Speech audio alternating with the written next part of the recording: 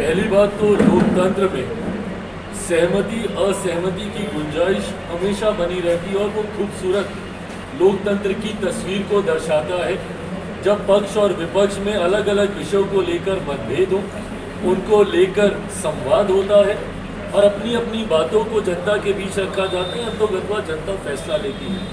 पर लोगों को इस तरीके से डराना और धमकाना, मैं इस शब्द का इस्तेमाल करूँगा, लाठी से पीटे जाना, ये धमकी है।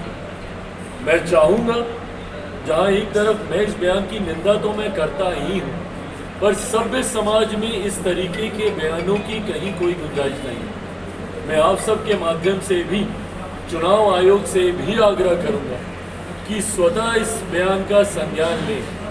विपक्ष की आदत बन गई है लोगों को डराकर उनका वोट हासिल करना। लोकसभा के चुनाव में भी डराया ही जा रहा था, क्या कहकर कि संविधान समाप्त हो जाएगा, लोकतंत्र की हत्या कर दी जाएगी, आरक्षण समाप्त कर दिया जाएगा। आज लगभग 5-5.5 महीने होने को आए हैं केंद्र में मौजूदा प्रधानमंत्री आदरणीय नरेंद्र मोदी जी के नेतृत्व में तीसरी बार एनडीए की सरकार को बने हुए।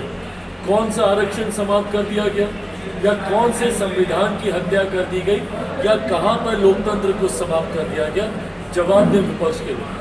पूरा चुनाव लोकसभा का ये लोगों को यही कह कर डराते थे, और अब ये डराने का एक नया तरीका जो कि कतई बर्दाश्त नहीं किया जा सकता।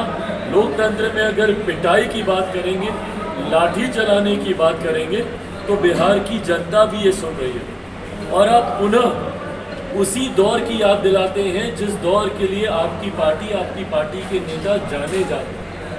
जंगल राज का नाम आपकी इन्हीं हरकतों की वजह से पड़ा, जहां पर आप मासूमों के ऊपर लाठियां चलाते थे, दुकानों को लुटवाने का काम किया जाता था, रातों रात शोरूम से गाड़ियां निकाली जाती थी, ज्वेलर्स के यहाँ से, सोनारों के यहाँ से उनके गहने लूट लिए जाते थे।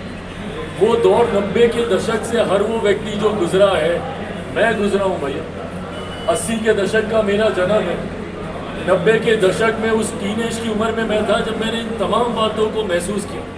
और मेरी पीढ़ी का हर वो युवा इस बात का अनुभव कर सकता है, और उसी बात को पुनः दोहराने की सोच के साथ दिया गया ये राजद के नेता का बयान कतई सभ्य समाज और आज का बिहारी तो कम से कम बर्दाश्त नहीं करेगा।